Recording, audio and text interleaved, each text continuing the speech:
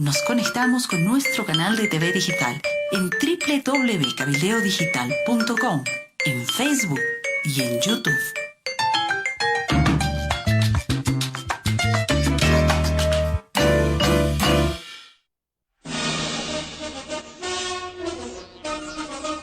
Cabildeo presenta Lucha Libre, un programa para el ejercicio de la libertad de expresión.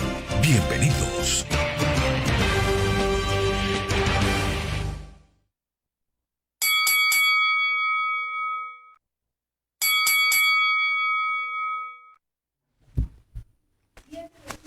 Del 2019. Esta es una producción de Cabildeo. Así arranca Lucha Libre, con dos personas importantes en nuestro país. El periodista Alfonso Gumucio nos acompaña en los estudios. Le damos la más cálida bienvenida porque formará parte de este equipo de Lucha Libre, la libertad de la expresión en Cabildeo. Y también le damos la bienvenida a nuestro amigo sociólogo Ricardo Calla, quien tiene la palabra. Agua bendita, no nos faltes nunca, no te contamines. Buenos días a todos y a todas.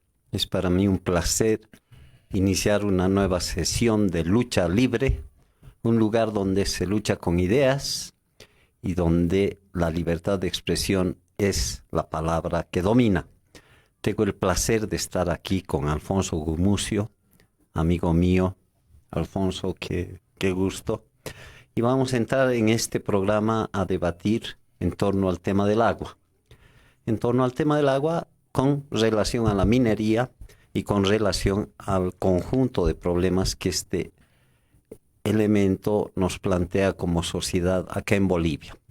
Has escrito recientemente un artículo importante en página 7 sobre el agua, Alfonso. ¿Cómo empezamos? ¿Qué nos tienes que decir? Antes de entrar al tema del agua y la minería, que es el tema del artículo que se titula Envenenados, yo estoy tratando de imaginarme quiénes nos están escuchando. Uh-huh. Y nos están escuchando en el taxi, en el minibús, en el auto, en la casa. Quizás gente que no sabe de dónde viene el agua. Entonces yo quisiera empezar por ahí, porque es algo que yo mismo he aprendido en estos últimos años. Uh-huh. Hace 2 años me tocó dirigir un número especial que lo tengo aquí, Elemento de vida, el agua en el desarrollo de la cultura y la sociedad, un número especial que hace cada 2 años la cooperación suiza, y ahí convoqué a una serie de especialistas y aprendí muchísimo. Entonces, para mucha gente el agua sale de la pila. Uh-huh. O de la botella de agua que compran en el mercado o en el supermercado, ¿no? Uh-huh. Los que piensan un poquito más te van a decir, el agua viene de nuestros nevados, de ahí baja, ¿no? Uh-huh. ¿Y cómo llega a los nevados? Uh-huh. ¿Verdad? Uh-huh. Es que llueve. Sí, pero ¿por qué llueve? Uh-huh. ¿No? Llueve porque hay humedad en el trópico, uh-huh. Porque hay humedad en la Amazonía. Si no tuviéramos esos bosques maravillosos que ahora los están depredando a un ritmo increíble, no tuviéramos nieve en las montañas, y de hecho ya ha desaparecido mucha de la nieve en las montañas, y la gente dirá, es el cambio climático. Sí, pues es el cambio climático, pero ¿qué quiere decir? ¿Que hace más calor en las cumbres? No, quiere decir que hay menos humedad que está subiendo a las cumbres para congelarse, ¿no? Entonces, el tema que yo quisiera empezar a abordar es que la gente entienda un poco que dependemos del agua para todo, ¿verdad? Y que el agua viene de nuestros bosques, y que el agua es parte de un ciclo completo. Un ciclo completo que, si rompemos ese ciclo de alguna manera, si talamos árboles en la Amazonía, tiene incidencia en nuestros altos nevados de 5.500 o 6.000 metros de altitud, ¿no? Y tiene incidencia en el agua que tomamos. Entonces, por ahí podríamos empezar, Ricardo, si quieres, a hablar un poco de la importancia del agua en nuestras vidas. Hemos sufrido una crisis hace un par de años en la ciudad de La Paz, una crisis tremenda, y creo que no se han tomado todas las soluciones, porque a veces se toman soluciones infraestructurales, pero no se están tomando soluciones políticas, soluciones que tienen que ver con qué futuro le estamos dejando a las nuevas generaciones, ¿no? Y a veces es un poco con esto de la minería, es vamos a sacarle rédito inmediatamente, y qué nos importa si nuestros hijos, nuestros nietos se envenenan después con el agua que van a tomar? Mira, me parece absolutamente importante partir como tú has partido, ¿no? Y me parece absolutamente importante también señalar que el agua, ¿no?, tiene 3 formas de manifestación, ¿no? El agua como líquido, el agua como vapor y el agua como hielo, el agua congelada. Las formas del agua, entonces, están presentes de modo distinto. Cuando uno piensa en los orígenes del agua, por supuesto no puede sino pensar también en la emergencia del universo y cómo en el proceso de emergencia del universo, finalmente, seguramente en muchos lugares, en muchos planetas, en muchas galaxias, ¿no?, se han combinado el hidrógeno y el oxígeno para producir esto que es una materia absolutamente fundamental para la vida, en el caso de nuestro planeta, un elemento fundamental para la vida. Creo que el tema del agua comprende algunas de las situaciones más importantes para el caso de la Bolivia actual y debe constituir una de nuestras preocupaciones centrales. De hecho, ¿no?, quisiera yo remarcar que acá en Bolivia hemos vivido estos años una de las tragedias ecológicas más grandes del continente. De hecho, es la tragedia ecológica más grande del continente, el de la desaparición del lago Popó, un inmenso cuerpo de agua que ha terminado esfumándose de la tierra en época de lluvia. Hoy algunos centímetros en una muy pequeña manchita aparece, como ni siquiera una laguna, es un charco aquello. La desaparición del lago Popó constituye, reitero, la tragedia principal de Sudamérica en términos ecológicos esta década, y por supuesto las consecuencias son tremendas y son horrorosas. El secamiento del lago Popó es parte de la desertificación que está corriendo de sur a norte en nuestros altiplanos en esta época de cambio climático.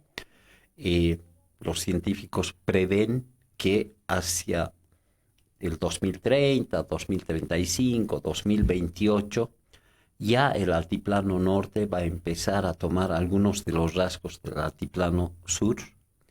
El altiplano sur se ha corrido al altiplano central. El departamento de Oruro ya está empezando a mostrar una situación muy grave de sequedad. El lago Popó ha desaparecido. Y esta situación nos muestra que como bolivianos todos debemos empezar a tener una mayor comprensión de lo que significa este elemento.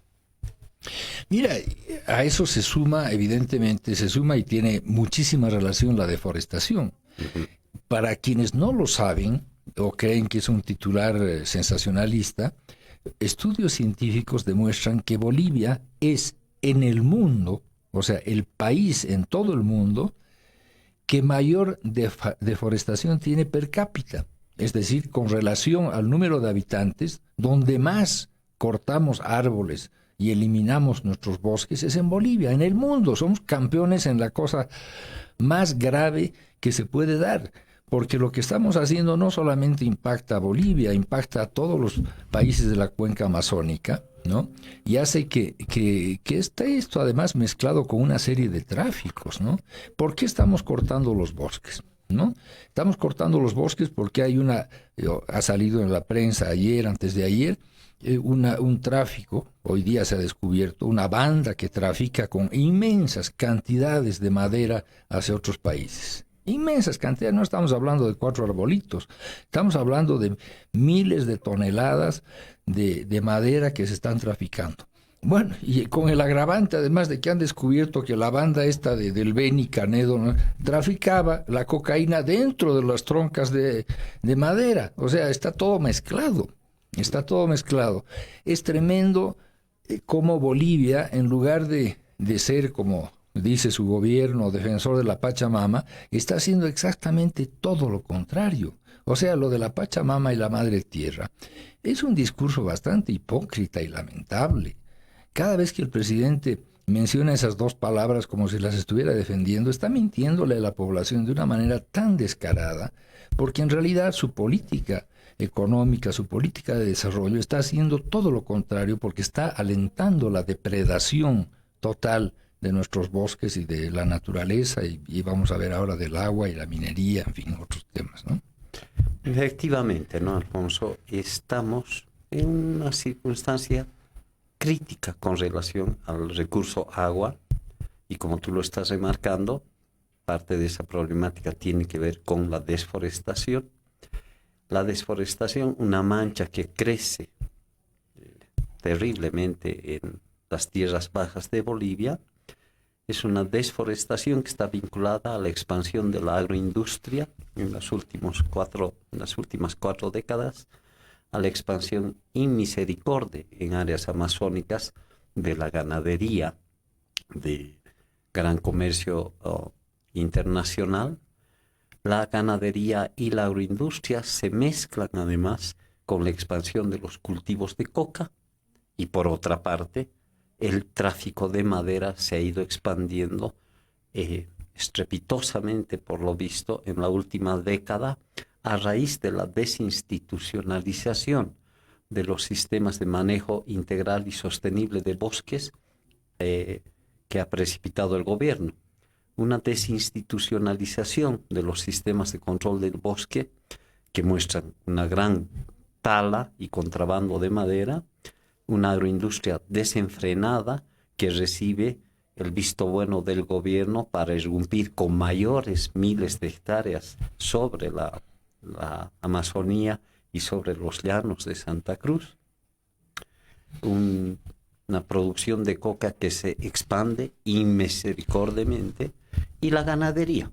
Todo ello implica un proceso de desforestación que le está quitando, obviamente, a el bosque la capacidad de ir reciclando las humedades imprescindibles para la generación de lluvias y precipitaciones, tanto en la propia Amazonía como en las áreas cordilleranas de la región andina, que hacen de bisagra, digamos, entre el Pacífico, entre los altiplanos y entre las tierras bajas de nuestro país.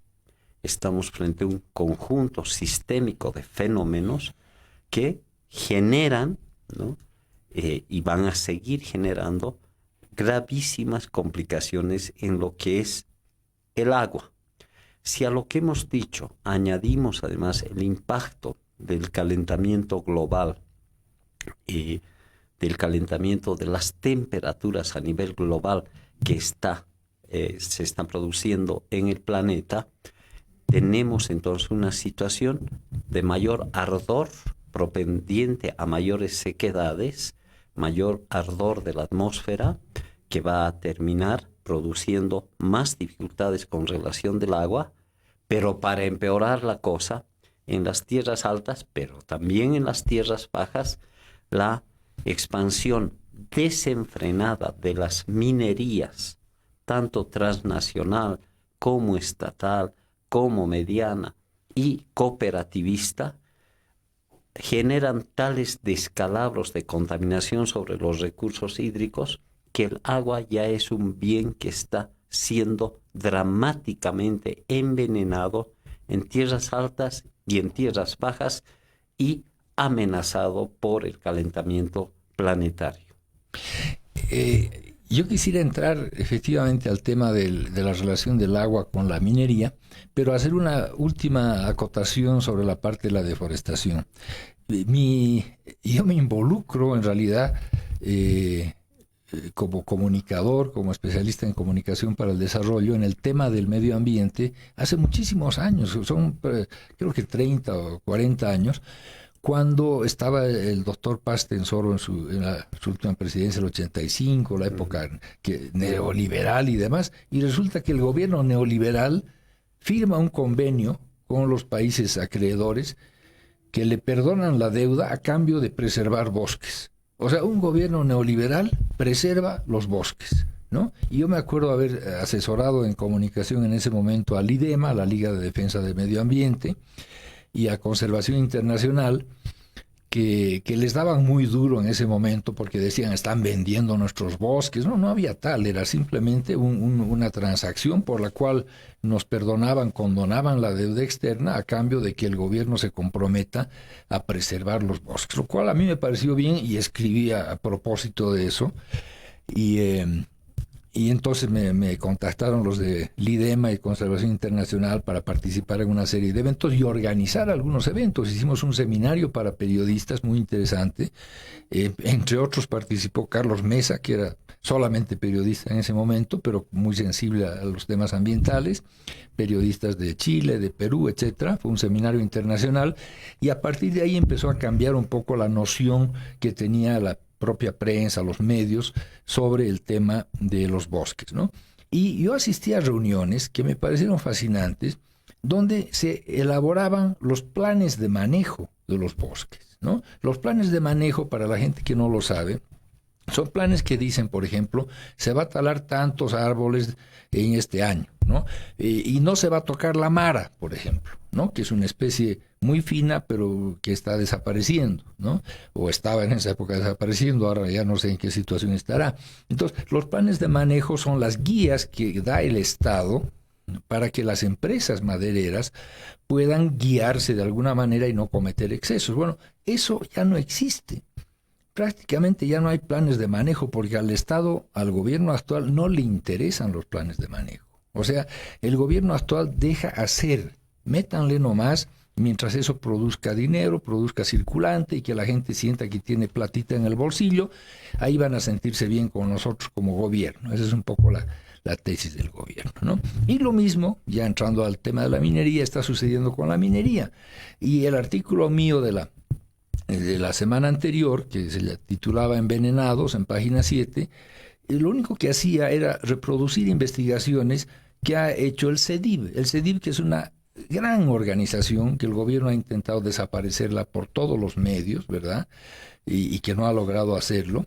Es un grupo de investigadores muy serios, muy consistentes, que entre otras cosas han analizado cómo el agua que bebemos en La Paz, por ejemplo, ¿verdad? El agua que estamos bebiendo en La Paz está contaminada con una serie de minerales. O sea, no es solamente ya el agua que baja de las montañas y se contamina y se convierte en una cloaca al pasar por la ciudad y termina en el Choqueyapu, que a nadie se le ocurriría tomar un vaso de agua de Choqueyapu, ¿verdad? Está lleno de cosas y quizás nos estamos envenenando también porque con esa agua se están regando en río abajo los tomates y las lechugas y las coles y todo lo que estamos comiendo nosotros, ¿no? Pero aparte de eso, de las bacterias y todo lo que arrastran esas aguas sucias, que uno podría quizás eliminarlas hirviendo el agua, ¿verdad? Los minerales, los residuos minerales no los podemos eliminar hirviendo el agua, ahí van a estar siempre. Y esos residuos minerales son cadmio, son plomo, cobre, azufre, una serie de arsénico, una serie de elementos minerales que nos están realmente envenenando y que el gobierno nos está ocultando eso, ¿no? ¿Qué ha hecho el gobierno para que no nos demos cuenta? ¿Qué ha hecho el gobierno? Y esto es de acuerdo a los estudios del CEDIV, yo me remito a ellos porque de ahí tengo yo mi información, ha ido cambiando las normas.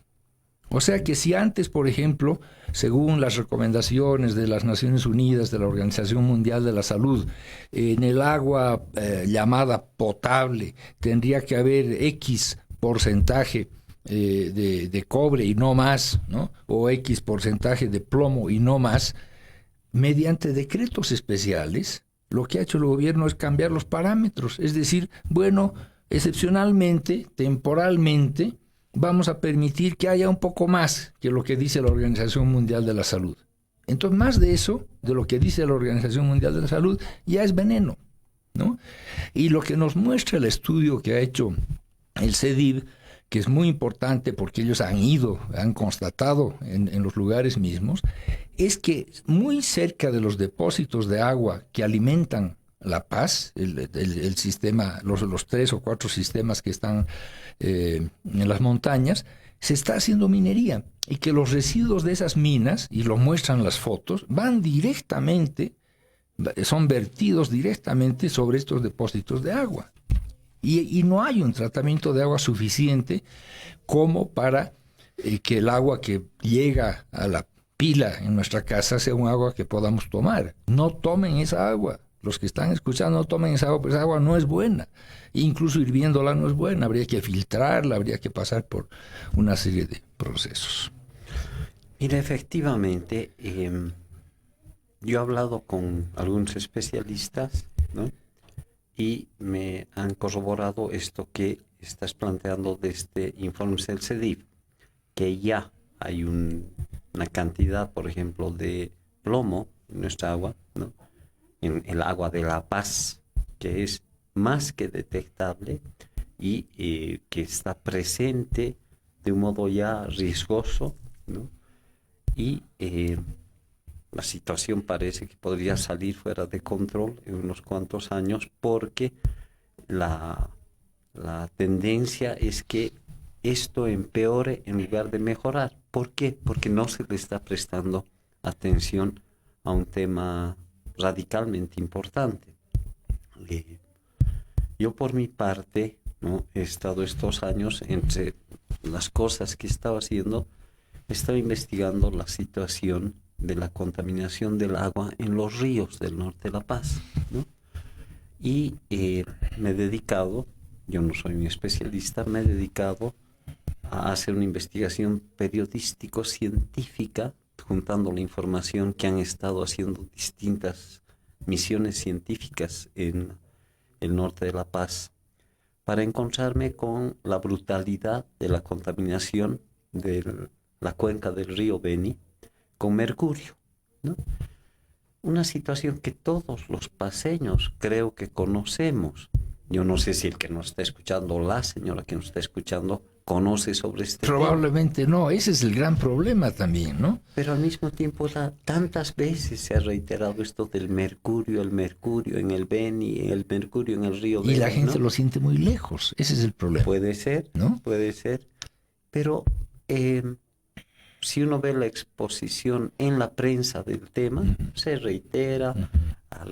Hace poco ha habido un trabajo de una periodista muy importante, hubieron informes.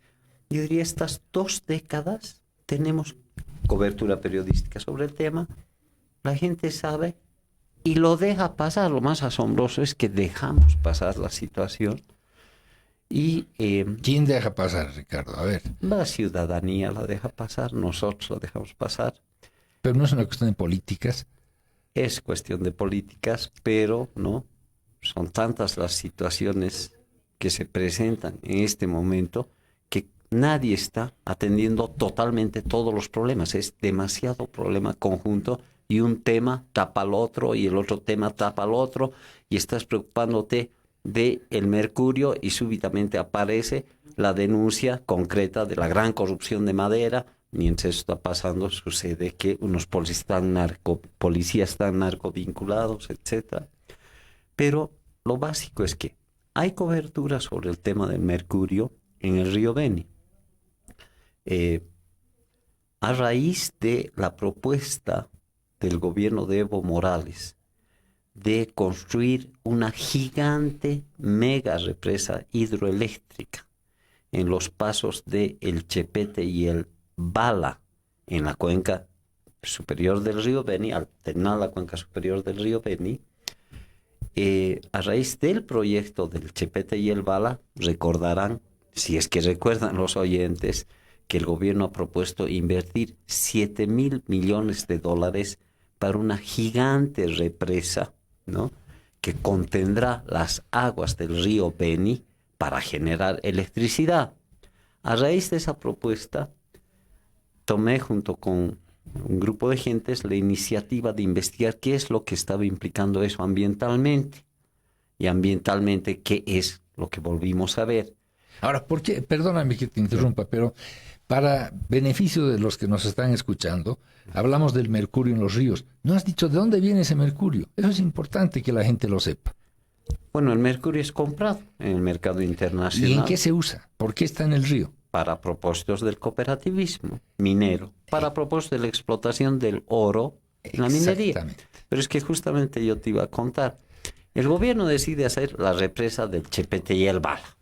Vamos a parar, dice, las aguas del río Beni y vamos a generar una gigante represa que nos va a dar mucha electricidad. Muy bien. Para vender a otros Para países. vender a otro lado. ¿Y qué es lo que uno encuentra? Primero, ¿a quién van a vender esa electricidad? Van a vender principalmente electricidad a las compañías productoras de aluminio instaladas en el Brasil.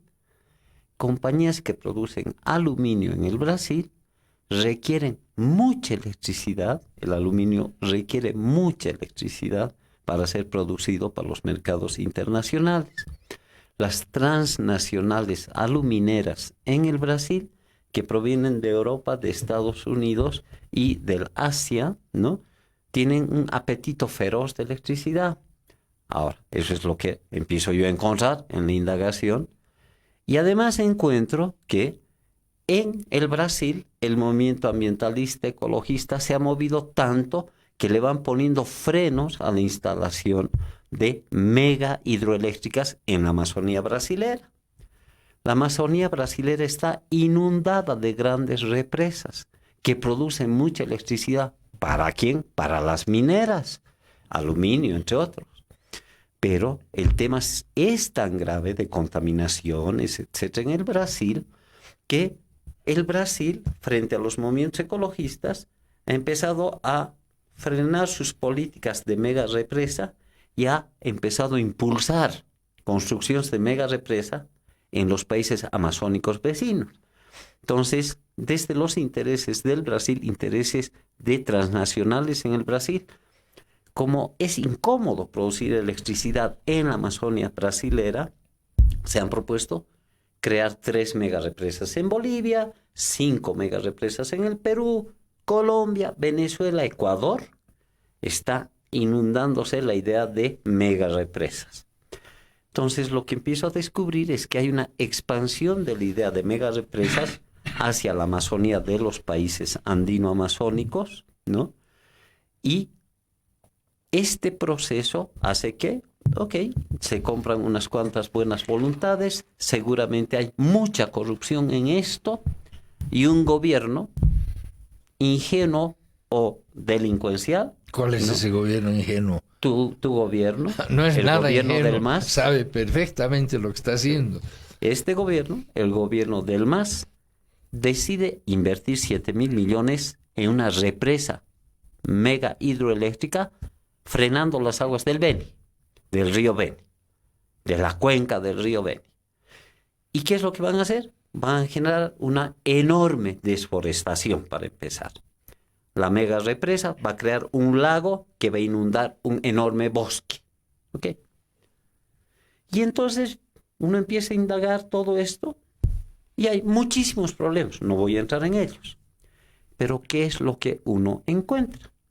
Que el río Beni es el río más saturado de mercurio porque en los afluentes del río Beni, el río Guapay, el río Caca, etcétera, etcétera, está el grueso del cooperativismo y de la producción empresarial del oro en el norte de La Paz. Ahora, mucho de eso es ilegal, ¿verdad? Hay muchísimas microempresas que son ilegales. O sea, ¿qué porcentaje, según tu estudio, que es un estudio que se llama La amenaza del mercurio, que has publicado tú, según tu indagación, ¿cuántas empresas de las que están trabajando ahí son legales y cuántas son de estas microempresas ilegales, chinas y otras? Mira, solo ese es un tema de debate. ¿Por qué? Porque la estadística que se tiene sobre este tema es tan floja que ni siquiera sabemos el ABC de los números y vivimos en un universo de especulación. Para decirte, se piensa que en Bolivia habrían como 140.000 cooperativistas en distintos minerales. Esa es la cifra formal. en varios pisos ecológicos. La cifra real parece que excede los 200.000. Según expertos en minería, por ejemplo, Héctor Córdoba, que ha sido viceministro y autoridad de Comibol, así presidente de Comibol, él dice, la cifra formal está ahí. La cifra real parece que ronda 200.000. ¿Qué? 140.000 pequeñas o empresas, 200.000 pequeñas empresas no, grandes y pequeñas. Es la masa demográfica. De personas dedicadas a a la extracción de minerales en lo que se llama cooperativismo. Que no es la minería estatal, claro, ni la gran minería privada. Pero espera, lo que pasa es que a lo que llamamos cooperativismo, y si hablamos de cooperativismo del oro, cuando uno se acerca a eso que se llama el cooperativismo del oro, ¿qué es lo que encuentra? Para empezar, una masa que son, y estoy volviendo al norte de La Paz, a la cuenca alta del río Beni, donde está el río Guanay, donde está el río Caca, están varios de los ríos yungueños, donde se da la principal extracción de oro de nuestro país. En el norte de La Paz tenemos la producción de oro, gran minería, 40 toneladas de oro al año se producen ahí.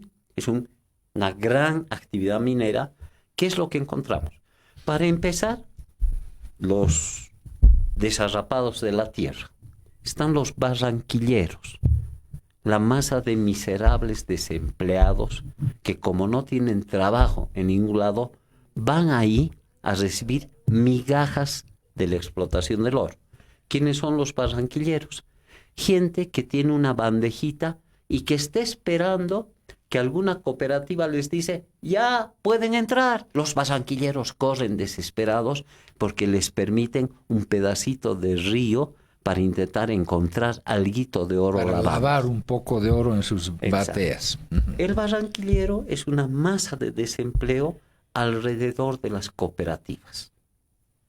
Esa es parte de la masa que se considera cooperativista. No son cooperativistas, son barranquilleros, desempleados que en las peores condiciones humanas explotan orito o buscan un poco de orito, alguna brisnita de oro, ¿ya? Pero luego están las cooperativas. ¿Qué habían sido las cooperativas? Las cooperativas habían sido un universo pluridiverso, ¿no?, en el que encuentras unas que son legales, grupos que se llaman cooperativa, que tienen legalidad, pero que son gentes todas de socios en condiciones de igualdad, unas cuantas. Pero otras que también se llaman cooperativas no son de socios en igualdad, sino que son de propiedad de unos socios principales que hacen figurar nominalmente a los trabajadores como si fueran socios, pero son socios de segunda, y en realidad son empleados abusivamente explotados por los dueños de la cooperativa. En estas cooperativas entran las 7, 8, no sé cuántas dragas chinas que se han descubierto y que son, el mismo gobierno dice que son ilegales. No en todas. Algunas de estas cooperativas que son empresas de unos socios principales, ¿ve?, funcionan en sí mismas y para sí mismas. Pero otras de estas tienen vinculaciones con las empresas privadas. Entonces, a nombre de cooperativas, ¿qué vas a encontrar? Cooperativas de socios mayoristas que están vinculados con empresas privadas, algunas bolivianas, algunas pueden ser peruanas o de otros países. Es decir, la cooperativa es un encubrimiento para vínculos empresariales cooperativistas donde están diversas naciones y capitales. Y ahí es donde en los últimos 5 años han empezado a proliferar los chinos, ¿ya? Ahora, las empresas chinas. Entonces, tienes un abanico de realidades en lo que llamas cooperativa. Pero no solo hay cooperativismo, sino que hay empresa privada, que no se encubre como cooperativa, sino como empresa privada explota oro, con altas tecnologías, donde ahí, qué cooperativas ni qué nada, directamente han entrado y están dragando, etcétera, etcétera. Entonces tienes, en el norte de Potosí, en el norte de La Paz, barranquilleros, cooperativas diversas con distintas fisonomías y por otro lado empresas privadas, algunas pequeñitas bolivianas o medianas bolivianas y algunos ya gigantes extranjeros como empresas privadas. Entonces, el oro no es solo de cooperativa, no es solo de Barranquilla, es también de empresa. Ya, ahora vamos para los que nos están escuchando, claro, porque claro, tú haces un análisis muy sesudo aquí, pero vamos a decirle la pepa a la gente. ¿Cuántas de todos de este universo de grandes empresas, de cooperativas, bueno, los barranquilleros ya ni cuentan en este caso, actúan con una licencia del gobierno? Mira, tampoco esa estadística está clara, no hay datos de formalidad e informalidad, todo es un desorden de ausencia de Estado allá, ¿no?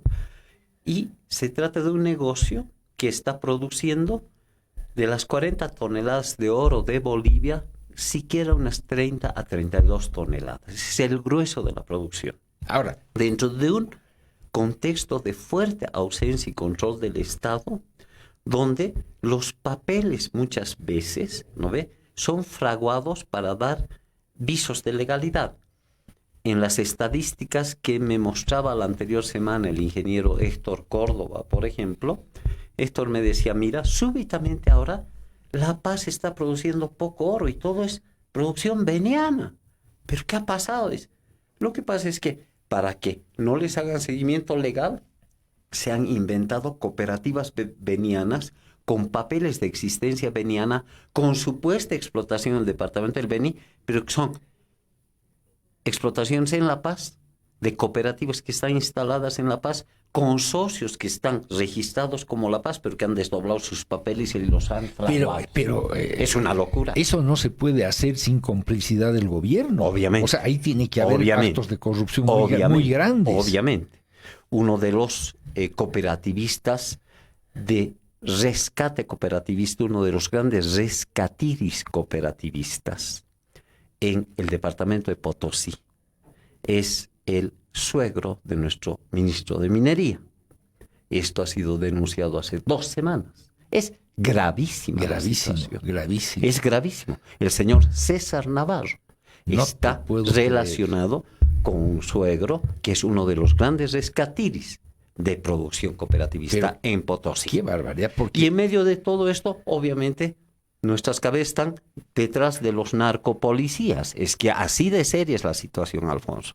En todo caso, estamos en un contexto en el que esa producción del oro en el norte de La Paz, en la cuenca alta del norte de La Paz, esa producción del oro consume enormes cantidades de mercurio.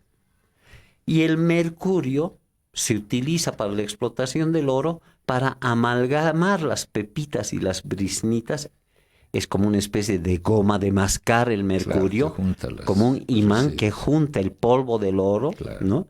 Y para eso usa el mercurio. Para los que no conocen, el mercurio agarra y, ¿no?, lo metes junta el metal y lo separa de la arena y de otras cosas. Y entonces el mercurio se utiliza en toda la cadena de producción del oro. Lo increíble es que el mercurio luego es botado, arrojado sin clemencia, ya sea a los suelos o al agua de los ríos. Que es lo mismo, porque de los suelos, claro, permea y va... Claro, y cuando llueve, ¿no ves?, se va lavando hacia el agua. Claro. ¿Qué es lo que pasa? El mercurio llega al agua y empieza a correr y puede terminar en el océano Atlántico. Pero cuando encuentra agua profunda, se detiene el mercurio y el mercurio empieza a depositarse en la base del río, en la base del agua, en los charcos de agua, en las lagunas que producen los ríos. Claro. Y esas lagunas tienen agua caliente arriba y agua fría abajo. Y cuando el mercurio toca el agua fría, se convierte en metilmercurio, se convierte en veneno. Los pescaditos comen ese veneno. Y por eso aparecen flotando muertos. Exacto. El mercurio, que es metal, se convierte en materia orgánica, metilmercurio. Y el metilmercurio ya es ingerido por los animalitos y los pescados. Y entonces ¿no? Entonces, el río Beni se ha ido contaminando. ¿Qué es lo que he encontrado en el proceso de investigación? He encontrado los últimos informes de un par de misiones, una norteamericana y europea y otra francesa y europea. La misión francesa más reciente que ha investigado el río Beni considera que la contaminación de mercurio en algunas áreas del río Beni excede de modo terrible cualquier parámetro de consumo de alimentos que sea adecuado para la humanidad. La investigación de estos franceses muestran que el metilmercurio ha envenenado a tal grado los pescados que hay poblaciones, por ejemplo, Eja, que están gravemente contaminados de mercurio. Han hecho mediciones en el pelo de poblaciones indígenas de el área de Rurrenabaque, han medido el metilmercurio en el cabello de indígenas cerca de Rurrenabaque y muestran con mucha información científica que el grado de envenenamiento ya es mayúsculo. Yo he llegado a Rurrenabaque para encontrarme que en las riberas del muelle, cerca del muelle de Rurrenabaque, están botados varios compañeros indígenas que parece que tienen algún problema mental o son unos borrachos. La gente considera estos vagos. Son gente con tal daño de metilmercurio que les encuentras babeando. Y no te estoy hablando de 2 personas, te estoy hablando de, yo fácilmente he visto unos 60, 70 personas. Es una barbaridad. ¿Y qué hace el Ministerio de Salud? ¿Qué hace el Estado? Esa población es uno de estos pueblos indígenas que por costumbre y por su ubicación geográfica come mucho pescado. Pero Su dieta es principalmente es lo que pescado. tiene ahí, pues claro. Pero hay otros, y eso es lo que muestra la investigación científica de estos franceses, que tienen una dieta más abierta, no solo pescado, sino también carne vacuna, lechugas, etcétera, porque están en otro paraje, no están cerca de esas lagunas de contaminación de mercurio, están más cerca del río corrido, ¿no? Y ellos no están tan dañados. Entonces puedes establecer grados de daño ya de las poblaciones. Pero lo que he visto ahí es estremecedor. Pero bueno, lo que tú has hecho es una novela de terror. Esto no es un ensayo, es una novela de terror como para que nos... Pero lo grave es que quieren hacer, los del gobierno, del MAS, quieren hacer una represa para detener el agua del río Beni. Van a crear una enorme represa de agua. Es decir, van a tener tales hectáreas de... Miles de hectáreas contaminadas con el mercurio. Totalmente. Esa represa va a ser, lo digo en el texto, una sopa de metilmercurio. Todo el mercurio que se arroja en la minería del oro va corriendo por el río Beni y llega a la Amazonía y hasta el Atlántico. No se convierte todo ese mercurio en metilmercurio. Se convierte cuando se encharca. Claro. Y si haces ese gran charco de la represa del Chepete, todo el mercurio puro se va a volver metilmercurio y es veneno puro.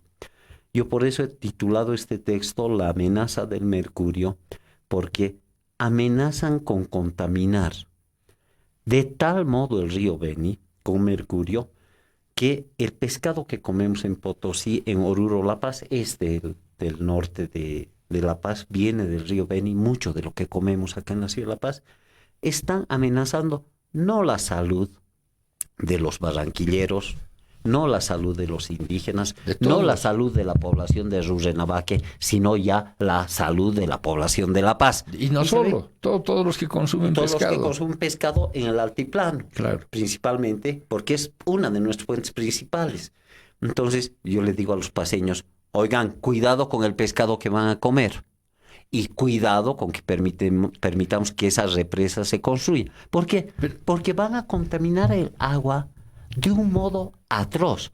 El texto hace la denuncia con muchos datos científicos de esto que está propendiendo a ocurrir. Claro. Oye, pero es una cosa paradójica, cruel, triste, porque decíamos hace un par de años, en fin, decíamos, hay que tener cuidado con la trucha del lago Titicaca porque hay mucha basura en el lago Titicaca, pero viene a ser eso un piojo tuerto comparado entonces con el pescado, el paiche y esto y el otro del Beni, que sí está contaminado con veneno. O sea, ya no es solamente con materias fecales del Alto que van hasta el lago Titicaca, como se ha comprobado, sino que ahora realmente estamos hablando de mercurio y de minerales muy, muy, muy tóxicos, ¿no? Entonces, ¿qué cuento nos está contando el gobierno con que es el gobierno de la Pachamama y de la Madre Tierra? Efectivamente, ¿no? Efectivamente. ¿Por qué la gente sigue creyendo en ese discurso, que es un discurso completamente falso? Mira, yo creo que ya a estas alturas, no sé si creer que la gente le crea al gobierno. Yo creo que ya, por lo menos una importante cantidad de la población ya no se cree el cuento. ¿Por qué? Porque es muy serio todo lo que ha estado sucediendo durante la década. Y claro, estos últimos 3, 4 años, la gente ha empezado a evidenciar cosas sumamente graves. Por ejemplo, en el departamento de Potosí, en la ciudad de Potosí, hablas con los potosinos y te dicen, oye, ¿qué hará pues este gobierno tal por cual con la explotación de San Cristóbal, de la mina San Cristóbal, ¿no? Porque la mina de San Cristóbal de Potosí está extrayendo tales cantidades de agua subterránea, está sacando agua fósil.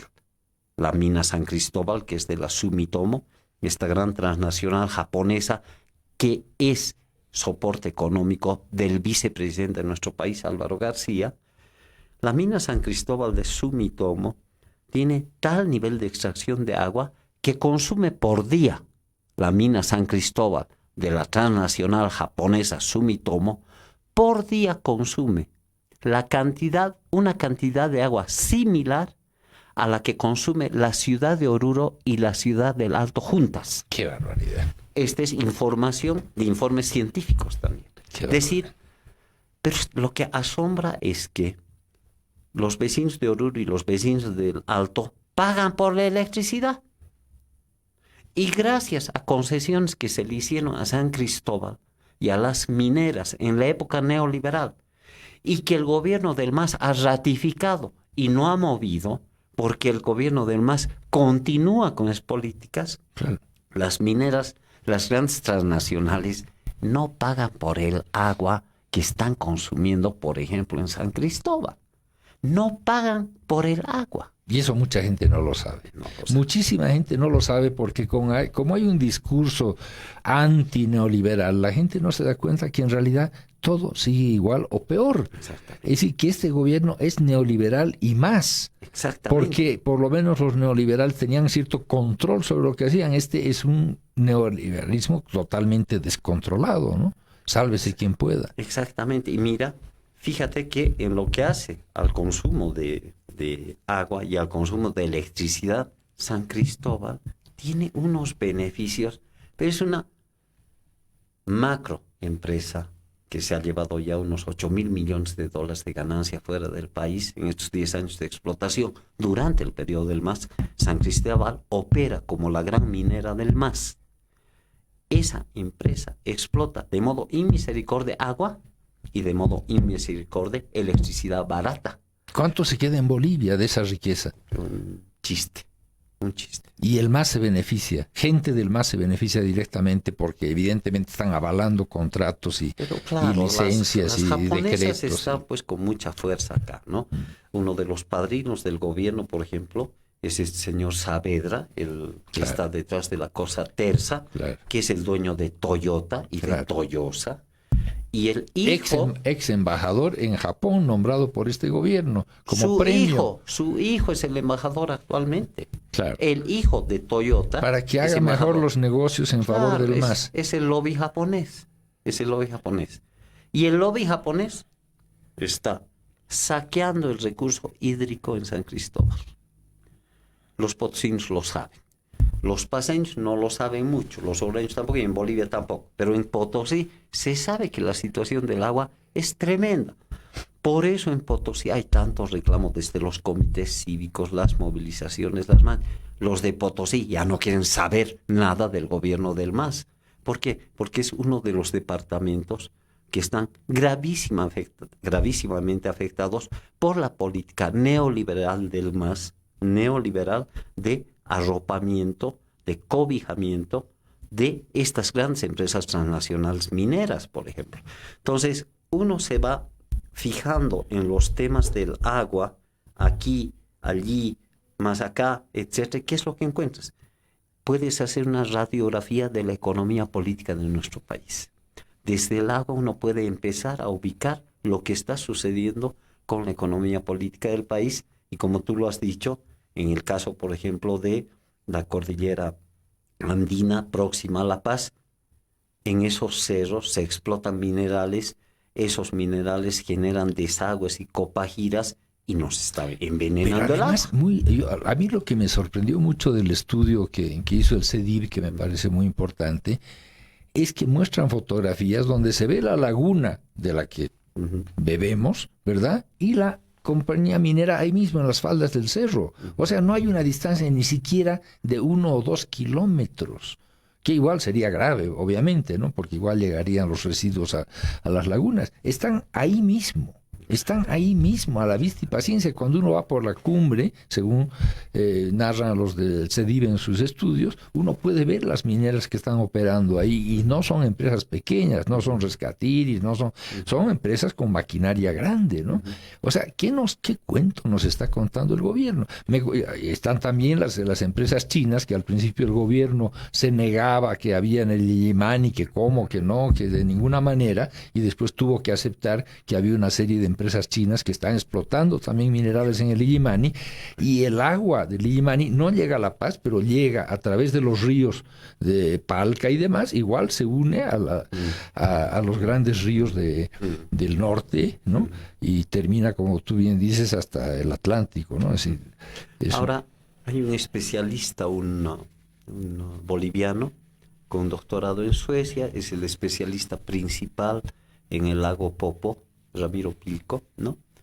Que básicamente, aparte del estudio científico que realizan, ¿no? En todo lo que es la cuenca que nutría al Popó, etc., en términos muy gruesos, básicamente señala lo siguiente: distintos estudios que él ha hecho y que han hecho con varias misiones científicas, ¿no? El lago Popó ya no existe. ¿Cuáles los factores para que ya no exista? Por un lado, el cambio climático. Por otro lado, la polución generada por la minería sobre el lago Popó. El daño que se fue haciendo al lago Popó con una serie de minerales que no empezaron a contaminar y que ya fueron diezmando la población de peces, etcétera, y de fauna que antes había. La minería tenía un fuerte impacto en el lago Popó. Pero ¿qué más ha tenido muy fuerte impacto? El inmisericorde saqueo del agua subterránea sobre la base de perforación de pozos para nutrir a la ciudad de Oruro y para nutrir el descontrol de unos procesos de agricultura a lo largo del desaguadero que han llevado a que las aguas subterráneas de el altiplano en el entorno de Oruro y del Popó se empiecen a secar. Lo que sucede es lo siguiente, y lo tenemos que saber. Nuestro consumo de agua, el consumo que nosotros hacemos del agua, es un consumo desordenado, es un consumo no sostenible, no sabemos ahorrar nuestra agua. Permitimos que las lluvias se evaporen. Nadie utiliza el agua de lluvia, recupera el agua de lluvia. Los recursos más fáciles de este gobierno, pero del anterior gobierno y del anterior, la tradición de los gobiernos departamentales y nacionales ha sido proveer agua sobre la base de perforación de pozos. no somos una sociedad agotar que los recursos que tenemos abajo en lugar de recuperar lo que viene del cielo. Agotar los recursos del subsuelo con gravísimas implicaciones como las de haber tenido secando el lago Popo. Mira, a propósito del lago Popo, me tocó trabajar el año pasado, hacer un documental de 1 hora y media, un largometraje con los chipayas, ¿no? Que es una comunidad hermosa, grandes personas con una hermosa historia, etcétera. Mira, da pena ver la situación en la que está Chipaya. Ya no crece nada. Las dunas de arena están ocupando todo. Ya ni la quinoa da. ¿Qué hacen? Se van a trabajar a Chile. La mayor parte del año, sus casitas en el pueblo que se llama Chipaya están con candado. Uno ve los candados afuera, quiere decir que no están y no van a venir sino en 3 o 4 ocasiones durante el año, que es para el campeonato deportivo, para ver a la familia en Navidad, etcétera, ¿no? Y muchos se están yendo con familias también. Y eso tiene que ver también con el lago Popo, porque están ellos muy cerca. Y cuando tú ves los ríos que pasan por las comunidades de Chipayas, por los ayllus, Huistrullán y los 4 ayllus que hay ahí, tú ves que son ríos que están secando. El propio Lauca tiene poquísima agua. El río Balsas está completamente seco. Hace 3 años que el río Balsas no recibe ninguna cantidad de agua, que antes la usaban ellos para inundar un poco la zona y poder por lo menos pastear sus llamas, ¿no? Entonces, menos animales, menos cultivos, la gente se está yendo, y se supone que es el gobierno de los indígenas. Se supone que es el gobierno que tiene que protegerlos a ellos, a los del Beni, que tú has mencionado, a los de tierras bajas, ¿no? Entonces, como ya tenemos que terminar, nos dan la señal de que nos quedan 3 minutos, yo creo que es un panorama muy pesimista, Ricardo. ¿Qué podemos hacer? Pero yo creo que para empezar debemos anhelar que Evo Morales y Álvaro García renuncie a su candidatura. No puede ser que se empecinen en llevar adelante una gestión tan depredadora sobre el medio ambiente. Y no tienen ningún derecho en términos de democracia para estar postulando. Habría que esperar que tengan la decencia de retirar su candidatura. Necesitamos nuevos gobiernos, necesitamos nuevas alternativas de gobierno. Creo que esto ya es imprescindible porque la política marca el desarrollo de la política económica y de la gestión ambiental. No hay solución alguna con este gobierno, lo digo muy claramente, y hay que empezar a pensar en una alternativa, en alternativas a todo esto. Primera solución es la política. La segunda solución es que como ciudadanos tengamos conciencia sobre estos problemas y empecemos a ahorrar nuestros recursos hídricos. Cosechemos agua.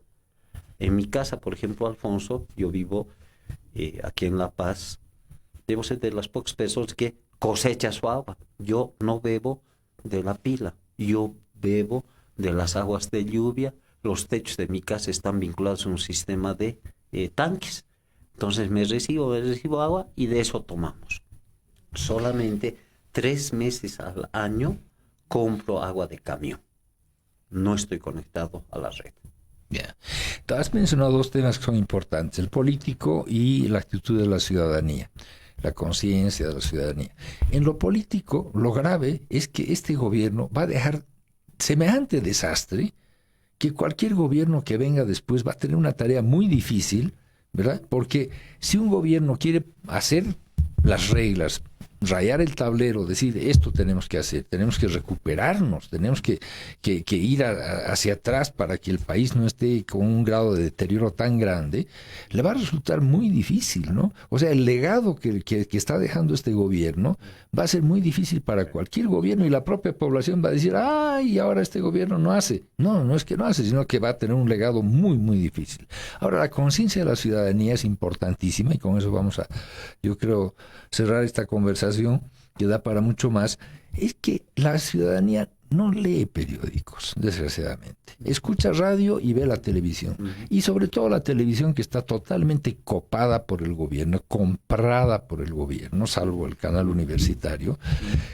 No va a hablar de estos temas, no va a pintar la situación como es. ¿no? Apenas si alguna vez lo mencionan, pero es una televisión autista, es una televisión que no da a conocer la situación. Entonces, el ciudadano, que a veces tendemos a echar la culpa porque uno es más consciente, no toma conciencia porque no tiene toda la información. Tiene algo de información y tiene cierta noción. Sí, el río Chocayapo es una mugre, porque esto, por otro. Pero hacer lo que tú haces en tu casa, por ejemplo, muy poca gente que tenga casa, bueno, yo vivo en departamento, no puedo hacerlo, pero mucha gente que tiene casa no lo hace y debería hacerlo. Entonces, ¿qué hace? ¿Y qué hacemos muchos, no?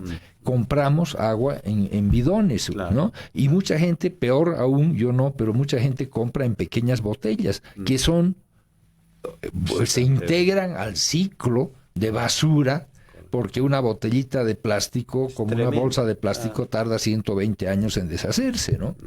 Y entonces, muchos países ya han puesto reglas de manera que se use una sola vez, es decir, que no se use una sola vez, que si tú tienes una botella de plástico, la uses muchas veces ¿no? Y todo eso, bueno, es tema para otro capítulo, pero sí, realmente necesitamos una mayor conciencia en la población, eso está clarísimo. En todo caso, Alfonso, yo creo que trabajos como el tuyo, el periodismo informado que muchos de ustedes desarrollan es capital para todo esto. Entonces, a tiempo de despedirnos, la vamos a saludar a la Amalia Pando, nuestra anfitriona, a su equipo, que es lleno de gente tan bella, a Rosana Lizárraga, y les agradecemos por atender esta lucha libre tan preocupada y angustiosa que hemos tenido hoy día, viernes, Alfonso. Muchísimas gracias a todos.